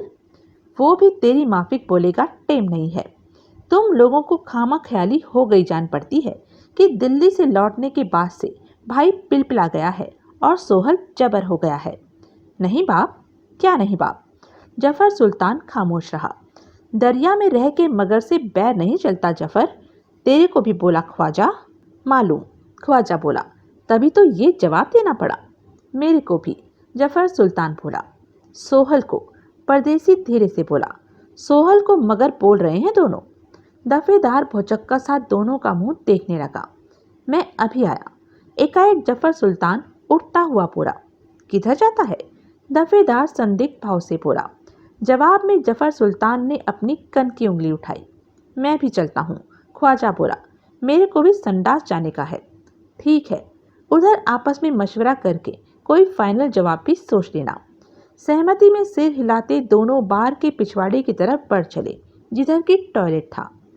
तौबा, रिमझिम भुनभुनाई। क्या शहर है तुम्हारा? हर कोई दौड़ता ही दिखाई देता है। ऐसी चौतरफा आपाधापी है जैसे 1 घंटे में शहर खाली हो जाने वाला हो। विशाल हंसा। Everybody is in a great hurry, nobody takes it easy. ऐसा ही होता है सब जगह। नहीं होता, सिर्फ तुम्हारे शहर में होता है। विशाल ने ज्यादा बहस न की। आखिर दिल्ली में वो उसकी मेहमान थी। उसने कुतुब की पार्किंग में अपनी मारुति 800 कार खड़ी की और उसके साथ बाहर निकला। दोनों टूरिस्टों की भीड़ के साथ भीतर की तरफ बढ़े। दिल्ली वासी विशाल भल्ला और मुंबई वासिनी रिमझिम पाटिल दोनों स्मॉल टाइम टीवी आर्टिस्ट थे जो कि 3-4 टेली सीरियल्स में इकट्ठे काम कर रहे थे। ऐसे सीरियल्स का कारोबार क्योंकि मुख्यतः फिल्मों की नगरी मुंबई में था, इसलिए विशाल को शूटिंग के लिए अक्सर मुंबई जाना पड़ता था, जहां की उसकी रिमझिम से वाकिफियत और फिर दोस्ती हुई थी, जो कि अब गहरी दोस्ती की ओर अग्रसर थी। अब दिल्ली में बन रहे एक सीरियल की शूटिंग के सिलसिले में वो दिल्ली आई थी, तो विशाल के लिए अपने शहर में उसका मेजबान और गाइड बनना स्वाभाविक था। तौबा, रिमझिम फिर भुनभुनाई। यहाँ भी इतनी भीड़ अमूमन नहीं होती। विशाल ने सफाई पेश की। तो ये है कुतुब का मीनार। हाँ, काफी बड़ा है। इस पर चढ़ते किधर से हैं? वो सामने दरवाजा है जिस पर ताला लगा है। ताला? क्यों भला? मीनार पर चढ़ना मना है। सालों से पाबंदी चली आ रही है। कई साल पहले भीतर एक हादसा हो गया था। भगदड़ में कई लोग मारे गए थे, तब से बंद है। फिर क्या फायदा हुआ? वो क्या है कि यही है कि बंद है, भीतर जाना मना है। देख लिया तुम्हारा कुतुब का मीनारा। अब चलो यहाँ से। अभी ठहरो, उधर अशोक की लाट है, उस पर भी चढ़ना मना होगा। वो चढ़ने वाली लाट नहीं है, वो ही ना जिसके गिर्द मेला लगा हुआ है। हाँ, यहीं से दिखाई दे रही है। देख ली। अब चलो। लेकिन चलो। रिमझिम ने उसकी बाह थामी और उसे बाहर की तरफ ले चली। विशाल उसके साथ घिसटता चला गया। फिर वो उसे छतरपुर मंदिर लेकर गया, जिसका कि रिमझिम ने कुतुब मीनार से जरा ही ज्यादा रौब खाया। वो कार की तरफ बढ़े। मुंबई के बीच याद आ गए। वो बोली, रौनक चाहो तो रौनक, तन्हाई चाहो तो तन्हाई। दिल्ली वाले तो मुझे उम्मीद नहीं कि जानते भी होंगे कि तन्हाई क्या चीज होती है। विशाल हंसा। अरे जवाब दो। है कहीं कहीं कोई तन्हा जगह, विशाल बोला, लेकिन दिन के इस वक्त फिर क्या फायदा। दोनों कार में सवार हो गए। अब किधर? रिमझिम बोली। इधर से तो वापस, विशाल बोला। आगे कनॉट प्लेस के रास्ते में 2-3 दर्शनीय स्थल हैं, उनको देख के कनॉट प्लेस में जाके लंच करेंगे। लंच की कोई जल्दी नहीं है। हम भी कौन से अभी कनॉट प्लेस पहुंच रहे हैं। अभी जरा रुको। उसने अपने हैंड बैग में से सिगरेट का एक पैकेट और लाइटर निकाला और एक सिगरेट सुलगाकर विशाल को दे दिया। उसने अपने लिए और सिगरेट सुलगा लिया। विशाल ने सिगरेट का गहरा कश खींचा। मेरे होठों से छुआ सिगरेट है, रिमझिम इटलाची सी बोली। मजा आया? हाँ, विशाल स्वयं में रंगीनी घोलता हुआ बोला। बहुत। इधर सरक जरा। क्यों? तुझे पता है क्यों? पागल हुए हो? इतने लोग देख रहे हैं। ओह, तुम्हारे शहर में ओ ही होगा, वह नहीं होने वाला। विशाल हंसा। उधर क्या है? किधर? दाईं तरफ, जिधर से हम आए थे, उससे उल्टी तरफ। उधर कुछ नहीं है, बस यहीं तक रौनक है। फिर भी फार्म हाउसेस हैं और पुराने खंडर हैं। उधर चलो। अरे वो उजाड़ रास्ता है, तभी तो बोला उधर चलो। कुछ नहीं रखा उधर। खंडर रखे हैं ना, मैं खंडर देखूंगी। अभी पीछे भी तो तुमने खंडर ही दिखाए थे। क्या? तुम्हारे कुतुब के मीनार की बात कर रही हूँ। उसे वहां से हटा दो तो बाकी क्या बचा। बात तो तेरी सही है, लेकिन now move and that's an order. Vishal ने सिगरेट फेंका और कार को विपरीत दिशा में दौड़ा दिया। इधर वो काफी आगे निकल आए तो विशाल का भी मन चलायमान होने लगा। ठीक तो कह रही थी वो, उजाड़ रास्ते पर चलने में क्या हर्ज था। क्या पता कहीं दाव ही लग जाए। उसने कार की रफ्तार कम की, उसे एक टूटे परकोटे के करीब सड़क से नीचे उतारा और एक पेड़ की छांव में ले जाकर खड़ा किया। तत्काल उसने रिमझिम को अपनी बाहों में भर लिया। रिमझिम भी लता की तरह उससे लिपट गई, लेकिन जल्दी ही उसने उसे परे धकेल दिया। ओफो, परेशान हाल वो बोली, कितनी गर्मी है, तुम एसी कैब क्यों नहीं लेते? शुक्र करो कि ये तो है, वरना मेरी जितनी कमाई वाले मेरे प्रोफेशन के लोग बसों पर धक्के खाते हैं। छोड़ो वो किस्सा। इस दीवार के पार क्या है? खंडर ही होंगे, और क्या होगा। देख क्या? क्या बुद्धू? ओह, विशाल कार से बाहर निकला और परकोटे की एक मेहराब के नीचे से गुजरकर पार पहुंच गया। कुछ क्षण को वो रिमझिम की निगाहों से ओझल हो गया, लेकिन लगभग फौरन ही वो उसे इनकार में सिर हिलाता लौटता दिखाई दिया। वो वापस कार में आ सवार हुआ। कुछ नहीं है उधर, वो बोला, बस परकोटा ही परकोटा है। भीतर चटियल मैदान है और मैदान में गड़े कब्रों जैसे पत्थर हैं। कहीं और चलो, रिमझिम बोली। और कहाँ? अरे अभी एक खंडर दिखाया है, जब कई हैं तो बाकी भी तो दिखाओ। मैं समझ गया, देर से समझते हो। विशाल हंसा। उसने झुककर रिमझिम के गाल से अपने होठ छुए और फिर कार को घुमाकर फिर सड़क पर डाला। आगे 3 जगह वो ठिठके, लेकिन कोई भी जगह उन्हें काम की न लगी। चौथी ने उनकी उम्मीदें जगाई, इस हद तक कि विशाल उसे साथ लेकर ही भीतर गया। वो कोई मकबरा सा जान पड़ता था, जिसके चौतरफा बरामदों की तकरीबन मेहराबी छतों समेत ढेर हो चुकी थी। वो एक बरामदे के परले कोने में पहुंचे तो उन्होंने पाया कि वहां की छत का काफी सारा हिस्सा सलामत था, लेकिन नीचे फर्श धूल मिट्टी और ईंट पत्थरों से अटा हुआ था। विशाल ने रिमझिम की कमर में हाथ डाल दिया और बड़े व्यग्र भाव से उसका उन्नत वक्ष टटोलने लगा। रिमझिम उसके साथ सट गई। अपने जिस्म का अधिकतर भार उसने उसके कंधे पर डाल दिया। उधर, वो धीरे से फुसफुसाई, सीढ़ियां हैं। विशाल ने सहमति में सिर हिलाया। दोनों संभल कर चलते आगे बढ़े और सीढ़ियों के दहाने पर ठिठके। सीढ़ियां काफी हद तक सलामत थी और नीचे एक कमरे में पहुंच रही थी। विशाल ने अर्थपूर्ण भाव से उसे कोहनी मारी। अंधेरा है, रिमझिम सस्पेंस भरे स्वर में फुसफुसाई। कहाँ अंधेरा है? विशाल फुसफुसाया। परे कहीं कोई जालीदार रोशनदान है, उसके रास्ते रोशनी की किरणें अंदर पहुंच रही हैं। तभी तो हमें दिखाई दे रहा है कि नीचे तहखाने जैसा कमरा है। कोई सांप वाम निकल आया तो? ये बात अब सूझी। और पहले जो खंडर खंडर तन्हाई तन्हाई भज रही थी, कोई आ गया तो? कहाँ से आ जाएगा? सारे रास्ते में मिला कोई? फिर एकाएक थोड़े ही सिर पर आन खड़ा होगा। हमें आहट मिलेगी उसके दूर से ही आने की। तब तक संभल जाएंगे। क्या बोलेंगे? टूरिस्ट हैं, साइट सीइंग पर निकले हैं, साइट सीइंग कर रहे हैं। तो चलें। रिमझिम का सिर बहुत हौले से सहमति में हिला। एक दूसरे से लिपटे दोनों सीढ़ियां उतरने लगे।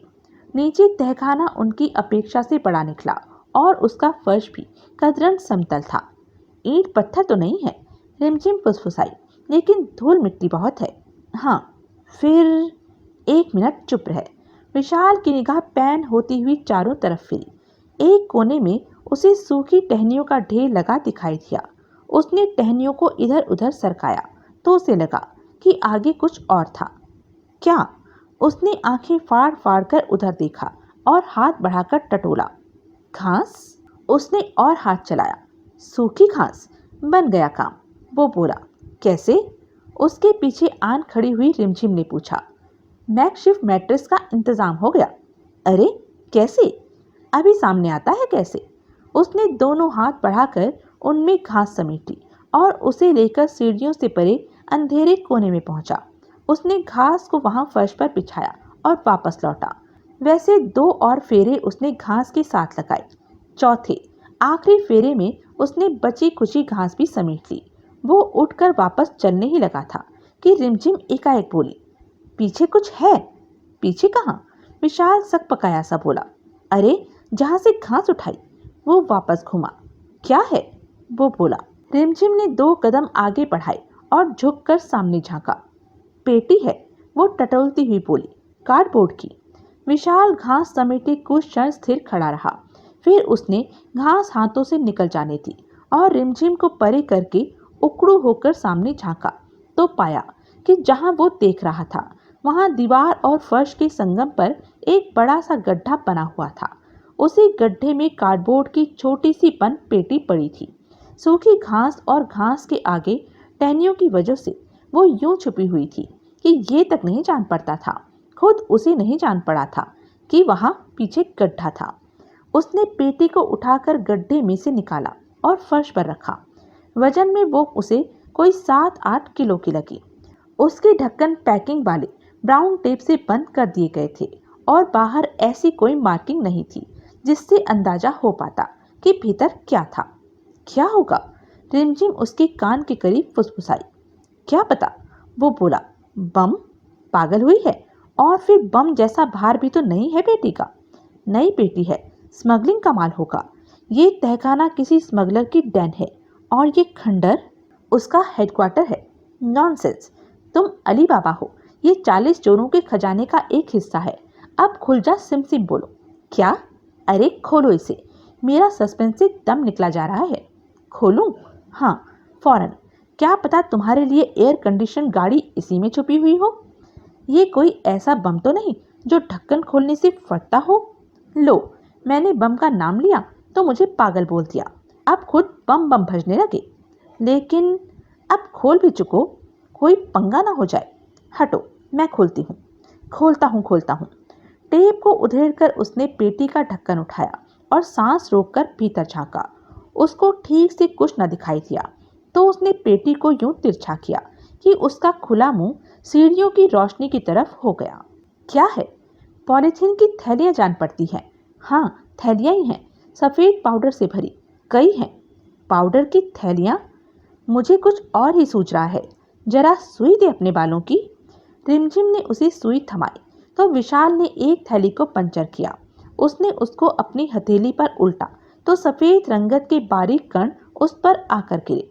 उसने उन्हें सूंघा, तर्जनी उंगली और अंगूठे में मसल कर फिर सूंघा तो उसके मुंह से तीखी सिसकारी निकली।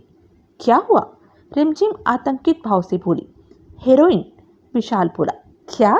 Heroin, pure, uncut. तुम्हें क्या पता? मुझे पता है। एक्टिंग को कैरियर बनाने से पहले मैं पूसा स्टेट में स्थित सरकारी फॉरेंसिक साइंस लेबोरेटरी में लेबोरेटरी असिस्टेंट था, जहां के पुलिस के पकड़े ऐसे ड्रग्स के सैंपल टेस्ट होने के लिए आते थे। ये हेरोइन है और इस छोटी सी पेटी में करोड़ों का माल है। करोड़ों का माल? हाँ, लेकिन हमारे लिए मिट्टी है। क्यों? इसे हम नहीं बेच सकते? हम ऐसी कोशिश भी करेंगे तो हमारी लाशें दरिया में तैरती मिलेंगी। हेरोइन के सौदागरों से पंगा लेने का मतलब है निश्चित मौत। ओह, लेकिन ऐसे माल को पकड़वाने पर कोई सरकारी इनाम भी तो होता होगा। शायद होता हो, लेकिन ऐसे इनाम सालों में जाकर मिलते हैं, नहीं भी मिलते। बकायदा घोषणा हो जाने पर भी नहीं मिलते। सरकारी लाल फीता शाही में फंस के रह जाते हैं। फिर क्या फायदा हुआ? अभी तुम एक खास बात भूल रही हो। कौन सी? हम अपनी बाबत क्या जवाब देंगे? इस उजाड़ बियाबान जंगल के इतने स्कैंडल्स तहखाने में हम क्या कर रहे थे? ओह, 3 दिन बाद तुमने मुंबई वापस लौटना है। बतौर मटेरियल विटनेस पुलिस ने मेरे साथ तुम्हें भी दिल्ली में ही बिठा लिया एक लंबे अरसे के लिए। तो क्या करोगी? ओह नो, मेरा तो आगे मुंबई में फिक्स शूटिंग शेड्यूल है, वो बिगड़ जाएगा। So there, where, nowhere. क्या कह रही है? करोड़ों का माल सामने, लेकिन हमारे किसी काम का नहीं। मैंने बोला ना, भगवान ने खाने को नहीं देना था तो क्यों परोसा 56 भोज का थाल हमें? सपने देख रही है। अब छोड़ वो किस्सा। छोड़ दिया, अब क्या करें? चुपचाप खिसक चलें? वो तो करेंगे ही, लेकिन हमारा इतना तो फर्ज फिर भी बनता है कि हम इसकी खबर पुलिस को कर दें। कर दो, मोबाइल तुम्हारे पास है, अभी कर दो। विशाल ने इनकार में सिर हिलाया। क्यों, क्या हुआ? पुलिस को पता चल जाएगा कि उनके पास कॉल मेरे मोबाइल से आई थी। खामखा पुलिस को फोन लगाने पर कॉलिंग पार्टी का फोन होल्ड हो जाता है और तब तक नहीं कटता जब तक कि वो न काटे। यूं ही वो एक्सचेंज की मदद से गुमनाम कॉलों को ट्रेस करते हैं। तुम्हें क्या मालूम? मालूम है तभी तो बोला। तो फिर हम पेटी को यथास्थान वापस रखते हैं और उसके सामने वैसे ही सूखी घास और टहनियाँ ढेर करते हैं जैसे ढेर हुई वो हमें मिली थी। फिर किसी पीसीओ से हम 100 नंबर पर इस बाबत फ़ोन कर देंगे। रिमझिम ने एक निगाह परे फर्श पर बिछी घास पर डाली और फिर दबे स्वर में बोली, ऐसा फौरन करना जरूरी है? हाँ, ज़रूरी है। हमारा 1 सेकंड भी फालतू यहाँ रुकना, अपनी हालत आ बैल मुझे मार जैसी करना होगा। कौन आ सकता है? अरे कोई नहीं तो वो लोग तो आ ही सकते हैं जिनका कि ये माल है। वो हमें माल के सिरहाने पाएंगे तो क्या जिंदा छोड़ देंगे? ठौर मार गिराएंगे। ओह नो, मैं पेटी वापस रख के ये घास इसके आगे करता हूँ, तुम बाकी उठा कर लाओ। You mean honeymoon is really over? मजाक न कर, इतनी बढ़िया, इतनी ओरिजिनल से सजी थी। बोला ना, मजाक न कर। हाय, न खुदा ही मिला, न विसाले सनम, न इधर के रहे न उधर के रहे। तेरे सीरियल का डायलॉग है, यहाँ फिट नहीं बैठता। अब बस कर। ओके ओके, लेकिन एक आखिरी बात कहने दो। जल्दी बोलो। जब माल पुलिस बरामद करेगी तो उसे ये थोड़ी ही मालूम होगा कि असल में यहाँ कितना माल था। क्या मतलब? सुना है हेरोइन का नशा त्रिलोक के दर्शन करा देता है। हम इसमें जरा सी भांजी मार लें तो किसी को क्या पता लगेगा? नो। अरे मुन्ने, व्यापार के लिए नहीं, जाति इस्तेमाल के लिए। नो, बस सिर्फ 2 थैलियाँ, एक तुम्हारे लिए एक मेरे लिए। नेवर। ओके, एक से तो। ओफो, हाथ ही छोड़ दिया। दुम पर तो कॉम्प्रोमाइज कर खसम। रिमझिम, for God sake, snap out of it. Okay okay kill Joy, जा घास उठा कर ला। अच्छा यार मिला, घसियारन बना दिया। अब जा भी चुक। बड़बड़ाती भुनभुनाती रिमझिम अपनी जगह से हिली। फिर 2 मिनट में पेटी यथास्थान पहुंच गई और घास और टहनियों के पीछे छुप गई। चलो, विशाल बोला। दोनों पहले तहखाने से और फिर मकबरे से बाहर निकले। वो कार की ओर बढ़ रहे थे कि एकाएक रिमझिम थमक कर खड़ी हो गई। अब क्या हुआ? विशाल बोला। हैंडबैग, वो बोली। पीछे रह गया। ओह हेल, मैं अभी लेके आई। विशाल के प्रतिवाद करने से पहले वो घूमी और लगभग दौड़ती हुई फिर मकबरे के खंडरों में दाखिल हो गई।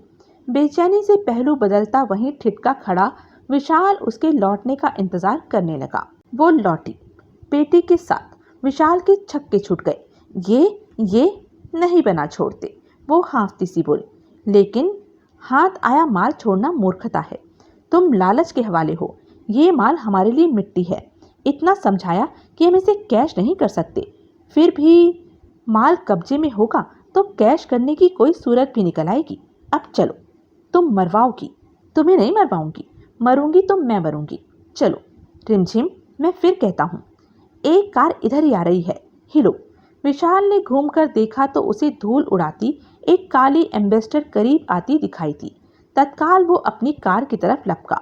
वैसे ही बाहों के दायरे में पेटी संभाले रिमझिम उसके पीछे लपकी। कहाँ मर गए? इनायत दफेदार फुनफुनाया। कमीने निपटने गए, निपट ही तो नहीं गए। आ जाएंगे, जैकब परदेसी बोला। कब आ जाएंगे? धार मारने गए हैं या गुर्दे का ऑपरेशन कराने गए हैं? इतनी देर में तो बंदा चर्च गेट से वापस आ जाता है। इधर का पीछे से कोई रास्ता है? मालूम नहीं, देख जाके। परदेसी अपने स्थान से उठा और मेजों के बीच में से होता हुआ पिछवाड़े की तरफ बढ़ा। पिछवाड़े में एक बंद दरवाजा था जिसके ऊपर टॉयलेट का नियॉन साइन चमक रहा था। वो दरवाजा ठेल कर उसने आगे गलियारे में कदम रखा। वहां दाएं बाएं 2 दरवाजों पर जेंट्स और लेडीज लिखा था। जेंट्स का दरवाजा ठेल कर वो भीतर दाखिल हुआ। भीतर कोई भी नहीं था। वो बाहर निकला। गलियारे के सिरे पर एक बंद दरवाजा था। लंबे डग भरता हुआ वो उस तक पहुंचा। उसने दरवाजा खोलकर बाहर झांका तो पाया कि वो पिछवाड़े की गली में खुलता था। उसकी दहलीज पर से उसने दाएं बाएं निगाह डाली। गली सुनसान पड़ी थी। वो वापस लौटा। खिसक गए? दफेदार वितृष्णापूर्ण स्वर में बोला। हाँ, बड़े आराम से। तेरी शक्ल से ही पढ़ लिया था मैंने। पिछवाड़े का एक दरवाजा उधर गली में खुलता था। अब गली में गर्क हुए या रोशनदान में से उड़ गए? जा तो चुके ना? हाँ, जब मैं बोला वो सोहल को मगर बोल रहे थे, दरिया में रहकर जिससे वो बैर मोल नहीं लेना चाहते थे। बाप, तेरे को तभी समझ जाना चाहिए था कि वो लौट के नहीं आने वाले थे। समझ के क्या होता? दफेदार गुस्से से बोला। इधर ही लुढ़का देते? नहीं तो फिर? कुछ नहीं। हैरानी है कि दिल्ली की बात इतनी जल्दी मुंबई पहुंच गई। कमीना भाई को दुम दबाकर भागा, नंगा खदेड़ा गया बता रहा था। भाई सुनेगा तो अक्खी मुंबई फूंक के रख देगा। कभी तो सुनेगा ही। ख्वाजा बोला कि अभी ही सारे अंडरवर्ल्ड में चर्चा है, आगे तो इश्तिहार लगवाने की ही कसर रह जाएगी। ऊपर से वो दोनों कमीने जो सोहल को भाई से ज्यादा ताकतवर साबित करने पर तुले हैं। कमीने भाई के काम को नक्की न बोले। काम सोहल के खिलाफ था, इसलिए नक्की बोले। अब आगे क्या इरादा है? इरादा तो साफ है। क्या? जैसा कि वो बोल के गए, उन जैसे किसी और को ढूंढेगा? वो बात की बात है। पहले तो उन्हीं की खबर लेना जरूरी है, वरना ये भी कहानी बन जाएगी कि किसी ने भाई के काम को नक्की बोलने की जुर्रत की और फिर भी सलामत रहा। अब वो ढूंढे नहीं मिलने के। मिलेंगे, जरूर मिलेंगे। मैं भी साला उनके अंदर बाहर से वाकिफ है। शहर छोड़ गए हुए तो जरा दिक्कत से, जरा देर से मिलेंगे, लेकिन मिलेंगे। ठीक है, मिलेंगे। मिल गए। फिर क्या? ये भी कोई पूछने की बात है? फिर दुनिया छोड़ेंगे, तभी तो मिसाल बनेगी। तभी तो जुर्रत नहीं होगी फिर किसी की भाई के काम को नक्की बोलने की। क्या? परदेसी ने हिचकिचाते हुए सहमति में सिर हिलाया। तो फिर वो बोला, अब हम उनकी तलाश में निकल रहे हैं। उनकी तलाश जरूरी नहीं। चिराग जले वो कहाँ होते हैं मेरे को मालूम। चिराग जले? जिसमें कि अभी बहुत टाइम है। तब तक हमने भाई के काम के लिए किसी और के पास पहुंचना है। वो जफर सुल्तान या ख्वाजा जैसा शातिर तो नहीं, लेकिन अब जब वो धोखा दे गए तो काम निकाल देगा। ऊपर से उसके न बोलने का कोई मतलब ही नहीं होगा। और ऊपर से सोहल को पहले से मालूम है कि वो भाई का आदमी है। कौन? अपना हैदर। काली एम्बेसडर में खुद मुकेश बजाज सवार था। वो आगे कार चलाते श्याम के पहलू में पैसेंजर सीट पर बैठा हुआ था और पीछे श्याम का भाई मुरली और लक्ष्मी नाम का एक आदमी था जो कि लौट के बुद्धू घर को आए 11 में से एक था। आगे एक मकबरा सा आएगा। बजाज श्याम से बोला, उस पर निगाह रखना, हमारा अगला पड़ाव वही है। श्याम ने सहमति में सिर हिलाया। पीछे फार्म पर पुलिस की पड़ताल खत्म हो जाने और उनके खाली हाथ वहां से रुखसत हो जाने के बाद ही बजाज भी हीरोइन की तलाश के अभियान में शामिल हुआ था। 2 टीम वो काम पहले से ही कर रही थी और तीसरी टीम का अंग वो खुद था। पेटी के बारे में उसने हर किसी को बताया था, लेकिन ये नहीं बताया था कि पेटी में क्या था। बाबत उसने इतना ही कहा था कि उसमें झामनानी का कोई कीमती माल था। पेटी बरामद हो जाने पर जिसकी बाबत उन्होंने फौरन उसे खबर करनी थी। पेटी को खुद ही खोल के नहीं बैठ जाना था। पीछे इस बात ने बजाज को बहुत राहत पहुंचाई थी कि पुलिस की तवज्जो कुएं की तरफ नहीं गई थी। वो तो उस दिशा में उसके करीब तक भी नहीं गए थे। झामनानी को वो फोन पर सारे सिलसिले की खबर कर चुका था, लेकिन झामनानी आश्वस्त नहीं था। उसके ख्याल से पुलिस फिर लौट सकती थी, इसलिए लाश और हथियार दोनों का ही फौरी इंतजाम निहायत जरूरी था। उनका हीरोइन की तलाश का मौजूदा अभियान सूरज डूबने तक ही चल सकता था, क्योंकि अंधेरे में उस काम को ठीक से अंजाम नहीं दिया जा सकता था। दूसरे, रात के अंधेरे में उनका ऐसी जगह भटकते देखा जाना वैसे ही शक का बायस बन सकता था, और फिर कोई गश्ती पुलिस का पंगा पड़ सकता था। अब अंधेरा होने के बाद उसने कुएं से हथियार निकलवाकर किंग्सवे कैंप पहुंचाने थे और लाश को कुएं में ही गहरा दफनवाना था। उसने सामने सड़क पर निगाह डाली। आ गया लगता है, वो बोला, स्लो कर। श्याम ने ब्रेक का पेडल दबाया। वही है, वो जिसके सामने सफेद मारुति खड़ी है। वो लड़का लड़की जा रहे हैं, उन्हें जा लेने दे, फिर कार वहां से ले जाके रोकना। पेटी श्याम के मुंह से निकला। क्या? कार्डबोर्ड की, भूरे रंग की। अबे किधर? लड़की को देखो, लड़की को। लड़की उठाए है। बजाज ने आंखें फाड़ कर लड़की की दिशा में देखा तो फासले से उसे लड़की की सूरत तो ठीक से न दिखाई दी, लेकिन उसकी बाहों में मौजूद भूरे रंग की कार्डबोर्ड की पेटी उसे ऐन वैसी ही लगी जैसे झामनानी ने बयान की थी और जैसी की उन्हें तलाश थी। वे तो जा रहे हैं, उसके मुंह से निकला। अबे रोक उन्हें। कैसे? रफ्तार बढ़ा, पास पहुंच उनके। और कैसे? श्याम ने ब्रेक से पांव हटाकर एक्सीलेटर का पेडल दबाया। आगे मारुति गतिशील हुई। हॉर्न बजाकर ड्राइवर की तवज्जो इधर कर, मैं उसे रुकने का इशारा करता हूँ। एम्बेसडर का हॉर्न बजा तो मारुति में अप्रत्याशित प्रतिक्रिया हुई। रुकने की जगह वो तोप से छूटे गोली की तरह सड़क पर भागी।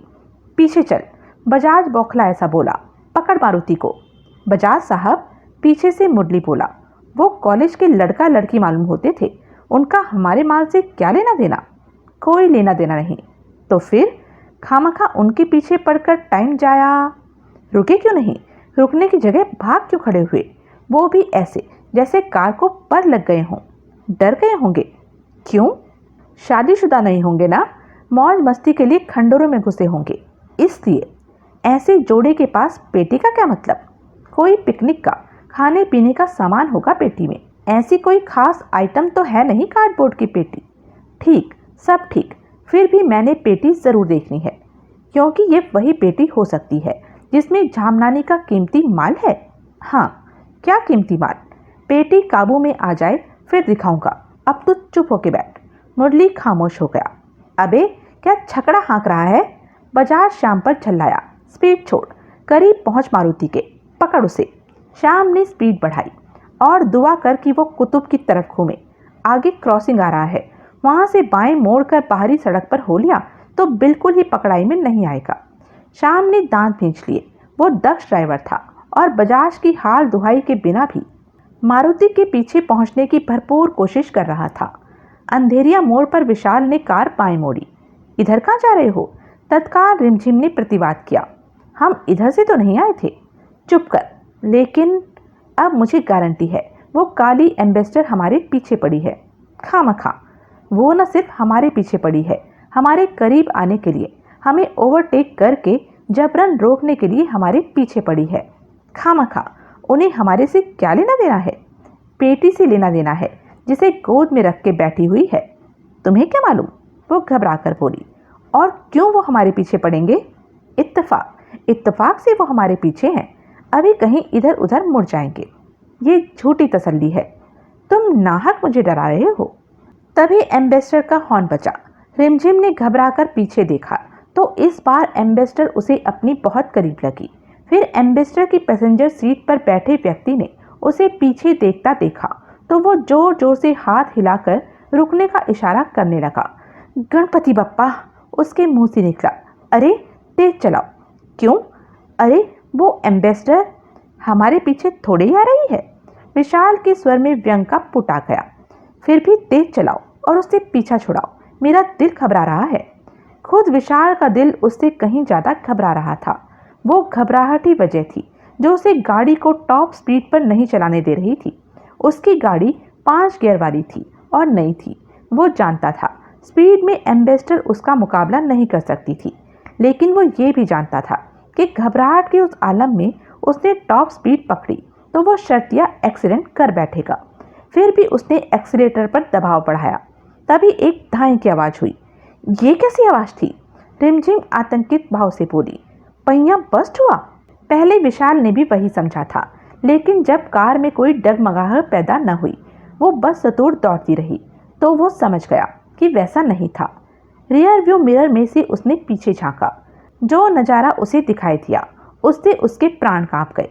एम्बेसडर की पैसेंजर सीट की खुली खिड़की में से बाहर निकला एक हाथ उसे दिखाई दिया, जो कि गन थामे था। फिर धाई की आवाज़ हुई। अंजाम की परवाह किए बिना उसकी पूरी शक्ति से एक्सीलेटर का पेडल दबाया। प्रत्याशित परिणाम सामने आया। उनकी कार में और एम्बेसडर में फिर फासला पड़ने लगा।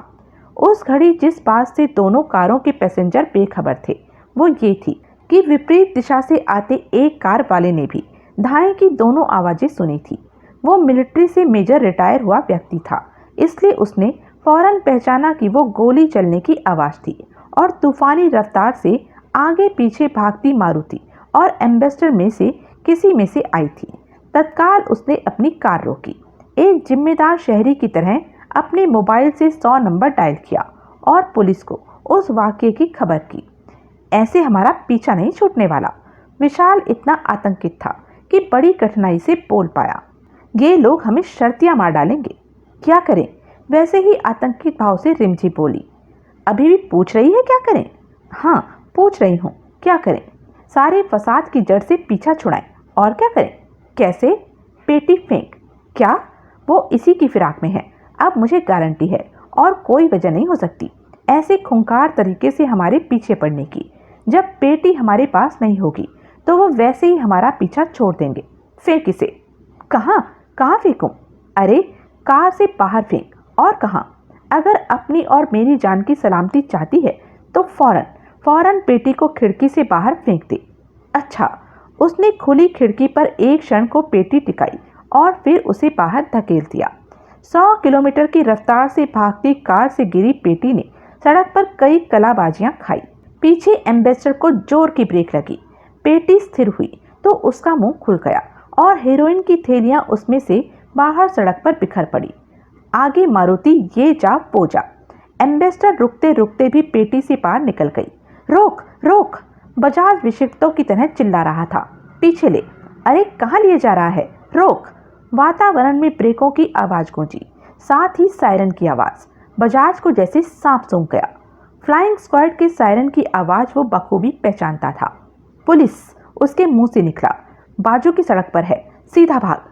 कार रोकने का भरसक प्रयत्न करता श्याम फिर उसे गियर में डालकर स्पीड देने लगा। माल! पीछे बैठा मुरली पीछे सड़क पर देखता हुआ बोला। सड़क पर बिखरा पड़ा है, अपना है? हाँ, बजाज बदहवास भाव से बोला। लेकिन हम रुक नहीं सकते। अब तो बता दो कि माल क्या है? Heroin 6 kilo. हे भगवान, यानी कि करोड़ों का माल सड़क पर बिखरा पड़ा है। हाँ, लेकिन बटोरने वापस नहीं जा सकते। गए तो सब पकड़े जाएंगे। पुलिस को कैसे खबर लगी? क्या पता कैसे लगी। मारुति वालों ने की होगी, उनके पास मोबाइल होगा। उन्होंने करनी होती तो पहले की होती, तो पेटी सड़क पर ना फेंकते। गोली? श्याम बोला। गोली की वजह से लगी। क्या बोला बे? बजाज भड़का। गोली नहीं चलानी चाहिए थी दिन दहाड़े। बक मत। अबे गोली नहीं पेटी फिकवाई उनसे, फायदा क्या हुआ? पीछे लक्ष्मी बोला। जिप्सी है। बजाज ने घूम कर देखा तो उसे पीछे सड़क पर सायरन बजाती एक पीसीआर वैन दिखाई दी। अब तो माल पक्का ही गया, लक्ष्मी बोला। हाँ, असहाय भाव से गर्दन हिलाता बजाज बोला। झामनानी सुनेगा तो पागल हो जाएगा। इससे तो न मिलता, उम्मीद तो बनी रहती। जरा मेरी सुनो, मुरली बोला। सामने देखो, एकाएक श्याम बोला। बजाज ने देखा। तौबा! उसके मुंह से निकला। जिस सफ़ेद मारुति के वो पीछे लगे हुए थे, वे आगे एक ट्रक से टकराई पड़ी थी। उस जगह पर एक तीखा मोड़ था, जिसे काटते ही कार विपरीत दिशा से आते ट्रक से जा टकराई थी। हेड ऑन कॉलिजन में नन्ही सी कार के बोनट का पूरा हिस्सा ट्रक के नीचे घुस गया जान पड़ता था। तौबा! बजाज फिर बोला। तौबा! श्याम एम्बेसडर को एक्सीडेंट से आगे निकाल ले गया। मैं कुछ बोलूं? पीछे बैठा मुरली बोला। पहले भी बोला, बजाज अनमने भाव से बोला, क्या कहना चाहता है? गाड़ी रोक, वो अपने भाई से बोला। लेकिन रोक। श्याम ने कार को साइड में लगाकर रोका। वो पीसीआर वैन, मुरली बोला, जो हमें पीछे दिखाई दी थी, एक्सीडेंट की वजह से इधर आई हो सकती। क्या? वो बड़ा एक्सीडेंट है, मारुति वाले छोकरा छोकरी शायद ही बचे होंगे। ऐसे में पीसीआर वैन वालों की पहली तरजीह वो बड़ा एक्सीडेंट होगा या सड़क पर लुढ़की पड़ी एक कार्डबोर्ड की पेटी जिसकी हकीकत की उन्हें कोई खबर भी नहीं। क्या कहना चाहता है? हम जल्दबाजी कर रहे हैं, माल पीछे छोड़कर खामखा भागे जा रहे हैं। पीछे वो पीसीआर वैन एक्सीडेंट की जगह पर पहुंची हो सकती है और पेटी अभी भी सड़क पर लावारिस लुढ़की पड़ी हो सकती है। बजाज सकपकाया। तेरी बात ठीक है। फिर वो चिंतित भाव से बोला, लेकिन पुलिस के इधर पहुंचने की वजह दोनों भी हो सकती हैं और हमें एक ही दिखाई दी थी। एक से ज़्यादा जिप्सियां उधर रवाना हुई हो सकती हैं।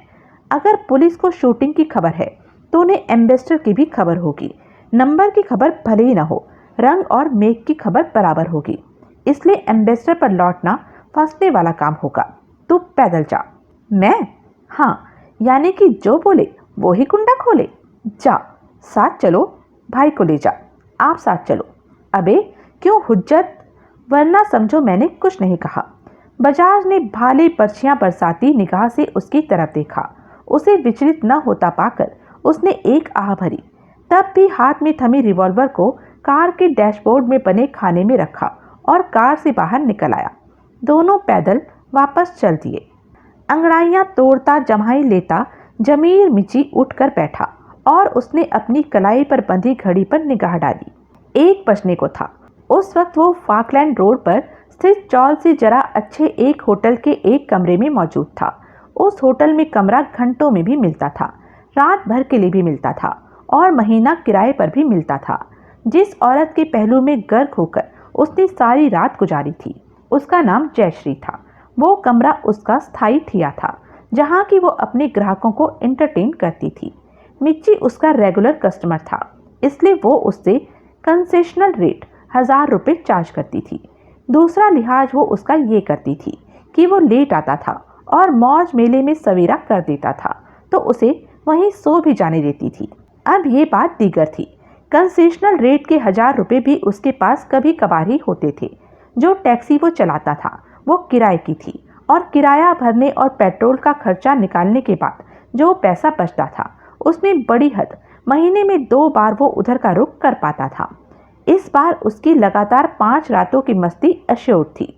जैकब परदेसी से उसे 5000 रुपये मिले थे, जो कि वो पूरे के पूरे अपनी पसंदीदा पाई जयश्री पर खर्च करने का मन बना भी चुका था। पिछली रात 1 बजे के करीब वो वहां पहुंचा था और सुबह 5 बजे तक जयश्री के साथ गुत्थम गुत्था होता रहा था। उसके बाद वो वहीं घोड़े बेचकर सोया था और अब दोपहर बाद उठा था। करीब आधे घंटे बाद हजामत बना के नहा धो के अपने कल वाले ही कपड़े झाड़ फटकार के पहन के वो बाहर निकला और पलंग के करीब पहुंचा। उसने हाथ बढ़ाकर जयश्री का कूल्हा हिलाया। जयश्री ने करवट बदली और मिचमिचाते हुए आंखें खोली।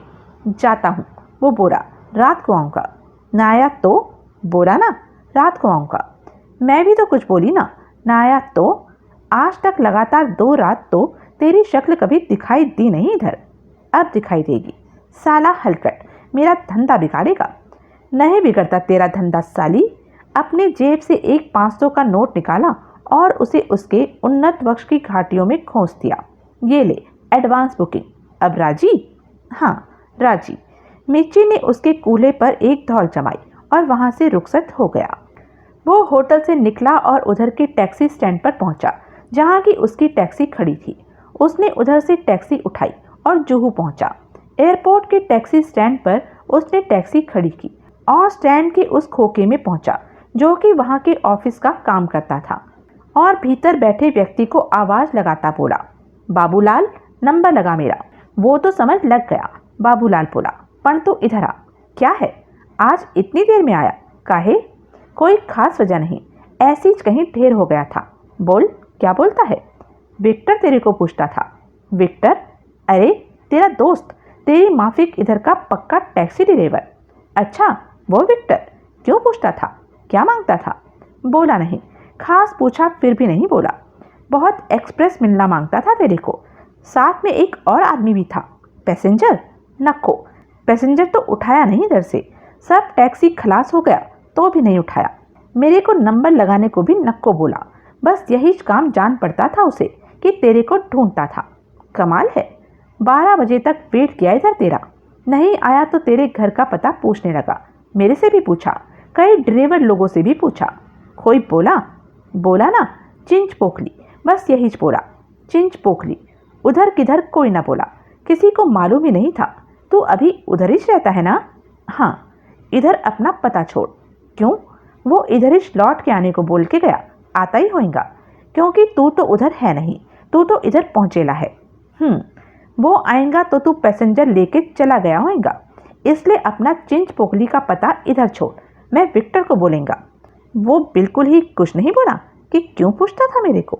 ना बाबूलाल, तेरे को नहीं या किसी को नहीं बोला, किसी को नहीं बोला। यही बोला जरूरी काम, फौरन मिलना मांगता था। क्या जरूरी काम? नहीं बोला। मेरे से ऐसा क्या काम हो सकता है उसे? तेरे को मालूम हो? अब चिंच पोखली गया है, साफ तो ना बोला, पर जब घर का पता पूछता था तो उधर ही गया होएगा। हाँ, ये साफ बोला कि वो लौट के इधर ही जाएगा। अगर तू आए तो मैं तेरे को रोक के रखने का था। खामखा वो रात को आएगा तो मैं रात तक रुका रहूँगा। जल्दी आएगा, भागा तो गया, भागा ही लौटेगा। जब पता नहीं मालूम तो उधर कैसे ढूंढेगा मेरे को? अब तो नहीं ढूंढेगा, अब तो तू इधर है। अरे मैं उधर भी होता तो कैसे ढूंढता? दाएं बाएं पूछेगा, कोई तेरा जानने वाला मिल गया तो वो बोल देगा, नहीं तो इधर तो आएगा ही। तू बैठ, मैं तेरे लिए चा मंगाता है। नहीं, मेरे को इधर रुकने का नहीं है। अरे नंबर आएगा तो जाएगा ना, तब भी क्यों जाएगा? तेरा ड्राइवर भाई विक्टर इधर बोल के रखा। कट कर मेरा नंबर, मुझे एक ज़रूरी काम याद आ गया है, मैं जाता है। बाबूलाल उसे आवाज़ें ही देता रह गया, लेकिन उसने एक ना सुनी। वो अपनी टैक्सी की ओर लपका चला गया। उसके जहन में कहीं खतरे की घंटी बज रही थी। क्या जाने अनजाने बिलाल के कत्ल से उसका कोई रिश्ता जुड़ गया था? अगर ऐसा था भी तो उससे विक्टर का क्या लेना देना था? वो एक मामूली टैक्सी ड्राइवर था। जो उसकी सोच को ब्रेक लगी। खुद वो भी तो एक मामूली टैक्सी ड्राइवर था, लेकिन जैकब परदेसी का आदमी था। जैकब परदेसी आगे इनायत दफेदार का आदमी था, जो कि भाई का खास बताया जाता था। जरूर ऐसे ही विक्टर के भी कहीं तार जुड़े हुए थे। वो टैक्सी पर सवार हुआ और फिर तूफानी रफ्तार से उसने टैक्सी स्टैंड छोड़ा। अब उसका जैकब परदेसी से फौरन मिलना निहायत जरूरी था। तो यह थी अब तक की कहानी। आगे की कहानी जानने के लिए बने रहें मेरे साथ। और हाँ, मेरे चैनल को लाइक, शेयर और सब्सक्राइब करना ना भूलें। और कमेंट करके ज़रूर बताएं कि यह वीडियो आपको कैसा लगा। धन्यवाद।